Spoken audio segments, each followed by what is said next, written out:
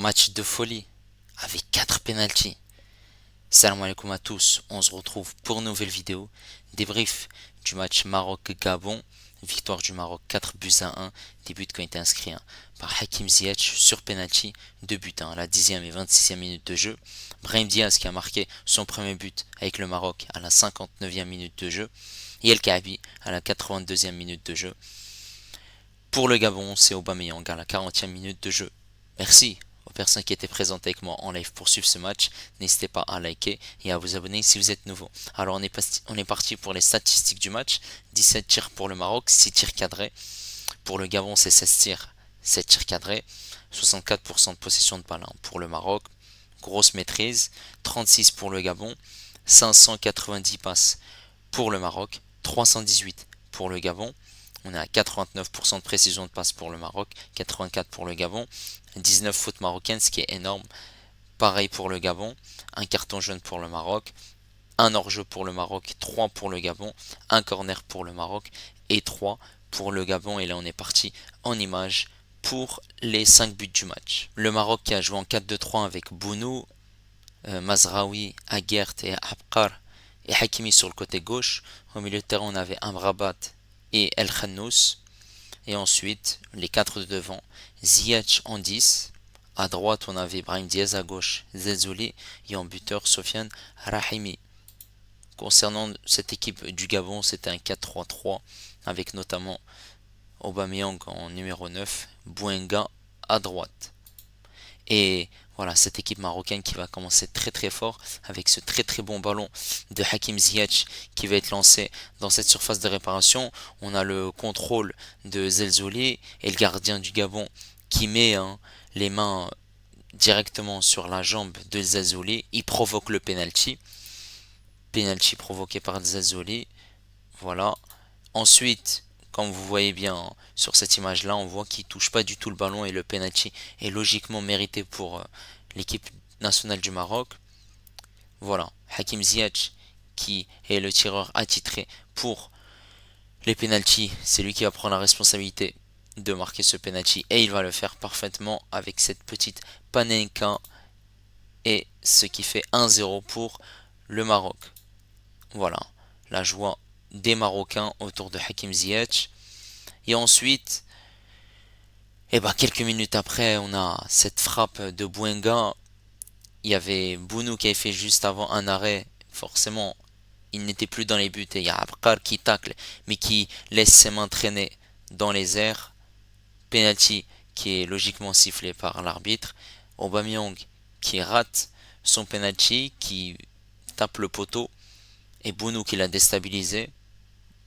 Ensuite, il y aura ici la montée de Mazraoui, une longue passe vers l'avant pour Sofiane Rahimi dans cette surface de réparation, et il y aura un tacle d'un joueur gabonais qui touche pas du tout le ballon. Nouveau penalty pour le Maroc. Voilà, ce qui est totalement mérité. Et on voit ici que voilà, le joueur gabonais ne touche pas du tout le ballon, donc le penalty est sifflé logiquement. Voilà, Hakim Ziyech une nouvelle fois qui va devoir marquer ce deuxième but et il va le faire parfaitement. Cette fois-ci c'est une frappe puissante à droite qui laisse le gardien gabonais sans scrupule. 2-0 pour le Maroc. Ensuite, on est à la 38e minute de jeu et les Gabonais vont avoir une situation. Ici, il y a un centre et il y aurait une main sur ce centre de Bouenga, une main de Sofiane Rahimi, main décollée du corps. L'arbitre va siffler un penalty logique. Une nouvelle fois, Aubameyang qui va essayer de réduire l'écart pour cette équipe gabonaise. Et il va le faire parfaitement. Ce qui fait 2-1, toujours pour le Maroc. Ensuite, on est en deuxième mi-temps. Et ici, il y aura un débordement de Abdessamad El Zelzouli. Très très belle passe au départ de l'action de Hakim Ziyech. Ce centre va arriver ici, voilà, dans une zone où il y avait Brahim Diaz. Les buts sont vides. Il y a plusieurs joueurs gabonais qui ne sont pas bien, voilà, ils ne sont pas dans la bonne zone et ils défendent pas très bien. Brahim Diaz qui va tirer et qui va marquer son premier but avec l'équipe nationale du Maroc. La joie de Brahim Diaz, on le voit, qu'il est très très content, très heureux de marquer son premier but. Ensuite, le festival n'est pas terminé puisque les entrants, que ce soit Ounahi ou El Kaabi, vont participer au festival. Ounahi va faire cette très très belle passe vers l'avant pour trouver Ayoub El Kaabi. Ayoub El Kaabi qui va dribbler le gardien et qui va ici se retrouver tout seul pour pouvoir marquer ce but, ce qui fait 4-1 pour le Maroc et le Maroc gagne logiquement ce match. Maintenant, par rapport à la physionomie du match, en première mi-temps, les Marocains ont accéléré le jeu, ont marqué rapidement grâce à ce penalty de Hakim Ziyech. Ensuite, il y a eu d'autres penalties qui sont intervenus, quand même. 4 penalties en une mi-temps et en un seul match. C'est du jamais vu. J'ai jamais vu 4 penalties en une mi-temps et dans un match. Limite, c'était les tirs au but, quoi. Et 2 pénaltys tirés par Hakim Ziyech, 2 pénaltys tirés par Aubameyang. Après ces 4 pénaltys qui ont été parfaitement bien arbitrés par l'arbitre et totalement mérités pour les deux équipes. Voilà, les deux ont été transformés par Ziyech et pour le Gabon, il y en a un qui a été marqué par Aubameyang et l'autre qui a été raté, tout simplement. Voilà, les Gabonais ont eu des occasions en contre notamment et ils sont beaucoup passés sur le côté gauche où il y avait Hakimi. Ils ont eu des situations, ils n'ont pas réussi à bien concrétiser, heureusement. Les Marocains en ont eu, mais avec du déchet technique. La deuxième mi-temps, voilà, les Marocains ont quand même accéléré, marqué. Je trouve que la deuxième mi-temps est meilleure que la première mi-temps, même si les Gabonais ont eu quand même quelques situations, mais c'était plutôt une maîtrise de la part du Maroc en deuxième mi-temps où ils ont enfoncé le clou et on voyait que les Gabonais, voilà, ils sortaient du match et ça, ils n'avaient plus le fil tout simplement. Donc voilà, maintenant on va revenir sur la prestation des joueurs du Maroc. Alors on va commencer par Yassine Bounou. Alors Yassine Bounou a fait des sorties, a fait des parades très intéressantes et il a permis à cette équipe nationale du Maroc de rester en premier mi-temps avec cet avantage au score, puisque s'il aurait pas eu ces arrêts, sûrement le Gabon aurait pu réduire l'écart et serait revenu potentiellement à 2 partout. Il a été intéressant, il y a eu des sorties où il a pris des risques. Finalement, ces risques-là se sont avérés payants, tant mieux pour nous. Voilà, match impeccable pour Yassine Bounou. Alors, côté droit, on avait Mazraoui. Mazraoui qui jouait sur son bon poste, et c'est très rare qu'il occupe ce côté droit, surtout avec le Maroc, puisque c'est Hakimi qui l'occupe. Et forcément, Walid Regragui voulait voir qu'est-ce que ça allait donner. Et Mazraoui était très intéressant offensivement. Il a beaucoup combiné, il a beaucoup joué avec Ziyech, avec Brahim Diaz, avec Al Khanous. Il est monté aussi. C'est lui qui a donné cette passe pour Rahimi qui a provoqué le penalty. Voilà. Forcément, il n'a pas le même rendement que Hakimi et défensivement, je l'ai senti à l'aise. Voilà, il a été très intéressant. Les Gabonais ne sont pas passés lorsqu'ils attaquaient sur son côté. Voilà, il était plutôt serein. Il a fait un match très intéressant. Maintenant, à voir si ça va être dans la continuité, mais ça m'étonnerait. C'était surtout pour voir des éventualités. Pourquoi pas. Cette charnière centrale à Gert Apkar. Alors, on va commencer par Gert qui a fait un match très intéressant. Costaud, qui a fait des retours défensifs, qui a anticipé, taclé. Il s'est montré très intéressant, rugueux défensivement. Et ça montre que Aguert est là toujours pour montrer qu'il peut être toujours au rendez-vous lorsqu'il y a l'équipe nationale du Maroc. Voilà.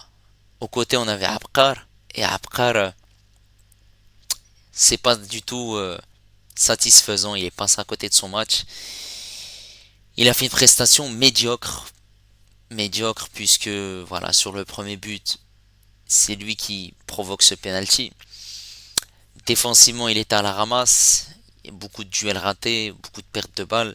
Il n'était pas très bien placé. Les Gabonais arrivaient à se trouver, arrivaient à se créer des situations et heureusement pour les Marocains que les Gabonais n'ont pas bien joué ces phases de contre notamment. On a eu aussi surtout les très bons retours de Aguert. Voilà, Abkar, il est passé à côté de son match. Maintenant, à voir ce qui sera titulaire contre le Lesotho. Ça, c'est une autre question. Côté gauche, on avait Hakimi. Hakimi qui joue d'habitude sur le côté droit. Et Hakimi sur son côté gauche, ça fait très très longtemps qu'on l'a pas vu jouer sur ce poste-là avec le Maroc. C'était, il me semble, la dernière fois à la Coupe du Monde 2018, lorsque Nabil Dirar jouait côté droit et Hakimi côté gauche. Et voilà, il n'a pas fait un bon match. On le voyait aussi venir beaucoup sur son côté droit pour jouer avec Ziyech, avec Brahim Diaz, avec El Khannous. Sur son côté gauche, il a eu du mal défensivement. Il a glissé, il n'avait pas ses bons repères. Et c'était tout à fait normal, hein, parce que là, Regragui faisait des tests. Mais moi, je comprends pas. Faire des tests, fallait laisser Hakimi côté droit et Mazraoui côté gauche. Sachant que Mazraoui, lorsqu'il jouait côté gauche, il apportait satisfaction lorsqu'il était voilà, à 100% et il était épargné par ses blessures. Et Hakimi, voilà, c'était pas top, hein, puisque les Gabonais arrivaient facilement à trouver des solutions dans la profondeur, dans le dos de cette défense marocaine. Et Hakimi, forcément, était dépassé, malgré que c'est un joueur qui court très très vite.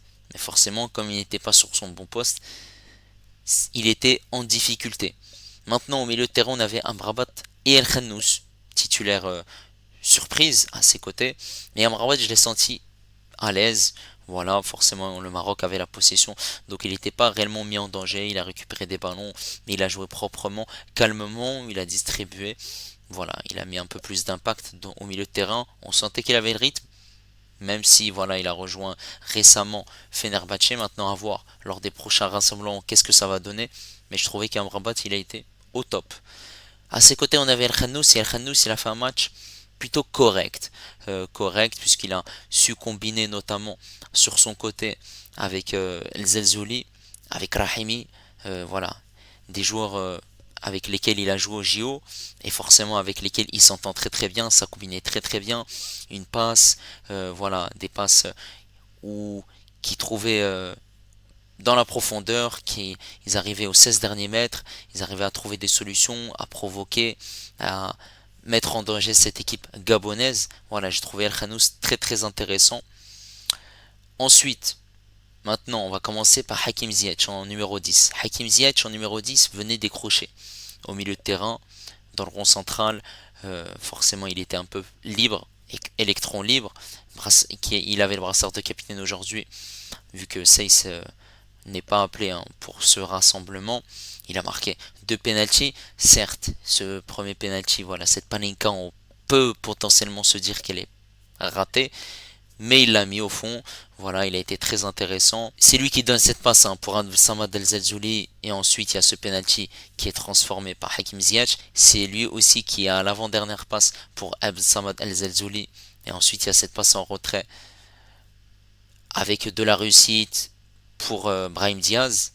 Donc voilà, j'ai vu qu'il a fait un match très abouti, puisqu'il est impliqué hein, sur pratiquement tous les buts. Et ça fait plaisir que on voit Hakim Ziyech dans un registre différent qui déstabilise hein, cette défense du Gabon par ses longues passes et qui se montre très dangereux.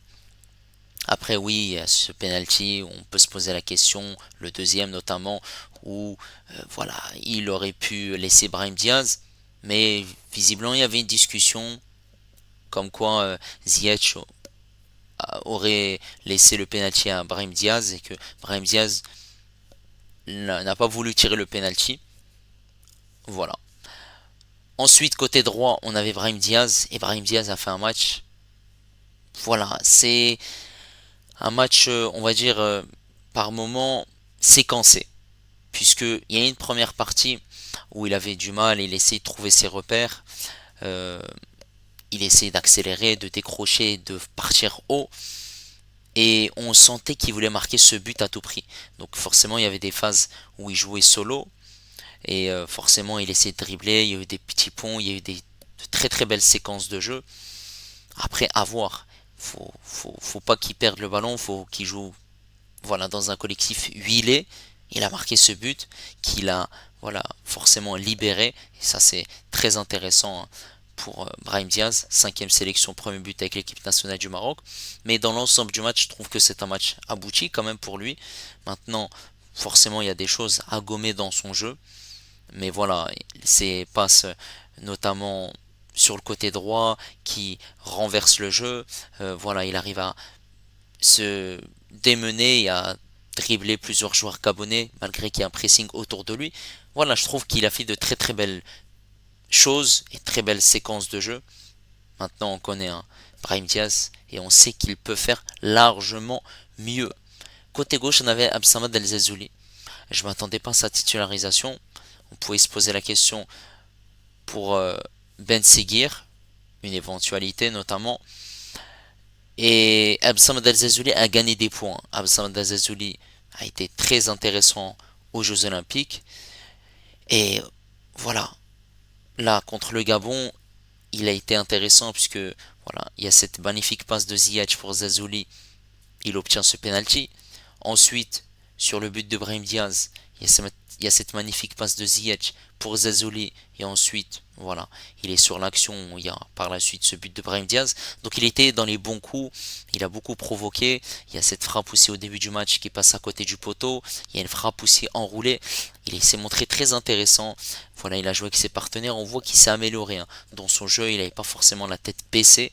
Et il faut qu'il joue comme ça. S'il joue comme ça, il va provoquer, il va obtenir des penalties. On sait que c'est un joueur provocateur qui déstabilise les défenses et qui sait mettre beaucoup d'impact et de vivacité dans son jeu. Donc s'il arrive parfaitement à le faire, je sens qu'il peut potentiellement, s'il est décisif, bien évidemment, pourquoi pas avoir une place de titulaire. Même si ce n'est pas gagné, et forcément il y a une grosse concurrence sur son côté gauche. Et en buteur on avait Rahimi. Rahimi, voilà, il n'a pas eu énormément d'occasions, mais il a réussi quand même à obtenir un penalty. Il s'est montré très intéressant aussi lorsqu'il a décroché, il a joué avec ses partenaires. Forcément, c'est pas un neuf, mais il combine, c'est un faux neuf. Voilà, match dans l'ensemble moyen, même si voilà, il n'a pas marqué, il s'est montré quand même utile dans le jeu. On a eu les entrées intéressantes de Ounahi, qui a fait cette magnifique passe décisive pour El Kaabi, qui va mettre en confiance notamment El Kaabi pour voilà, c'est intéressant pour un buteur de marquer et ça fait énormément plaisir. On a vu que voilà, il y a eu des choses intéressantes. N'hésitez pas les amis à me dire ce que vous avez pensé de ce match. Est-ce que voilà, vous avez apprécié même si voilà, il y a eu quand même 4 penalties, il y a eu beaucoup de choses défensivement qui sont à revoir. C'est mieux qu'il y ait ces erreurs défensives maintenant pour pouvoir les corriger au fur et à mesure et être prêt pour cette CAN 2025 à domicile. Voilà, n'hésitez pas à liker, à vous abonner si vous êtes nouveau et moi je vous dis à la prochaine. Ciao les amis et Dima Maghreb.